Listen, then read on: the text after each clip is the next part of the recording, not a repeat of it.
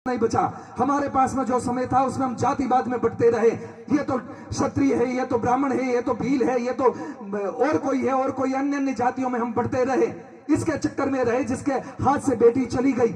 हम सभी हिंदू हैं, हमारे लिए महत्व का विषय है, बेटियों को संस्कार देने की बहुत आवश्यकता है, महती आवश्यकता है।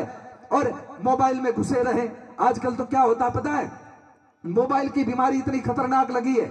अरे भैया, डोडा इतना खतरनाक नहीं है, अफीम इतनी खतरनाक नहीं है, दारू भी इतनी खतरनाक नहीं है। शाम को पियो, सुबह तक उतर तो जाती है कम से कम, लेकिन मोबाइल की ऐसी बीमारी लगी हुई है, ऐसा नशा है कि न रात को उतरता है न दिन को उतरता है।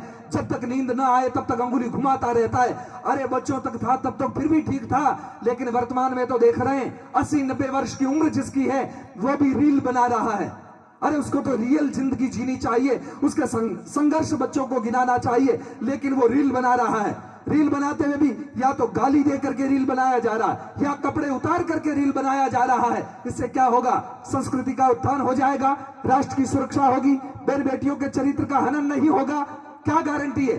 अब 90 वर्ष की उम्र जहां लकड़े तो शमशान भूमि में पहुंचे, लेनी तो माला थी और लिया मोबाइल, और उस समय बनाई रील, और रील बना करके अंत में क्या कहा? बोले थोड़ा लाइक करना, शेयर कर देना, सब्सक्राइब कर देना।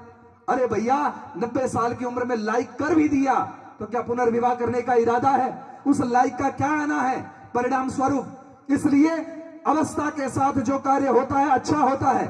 बच्चा छोटा है तब तो चिंटू ठीक है, बड़ा हो गया तो चिंटू जी भी ठीक है, लेकिन वो यदि 80 वर्ष का हो फिर कोई बुलाए चिंटू दादा इधर आ, तो बड़ा भयानक सा लगता है। संस्कार उम्र के साथ अच्छे लगते हैं, इसलिए बच्चों को सद संस्कार दो ताकि वो अपने देश के लिए खड़े हो।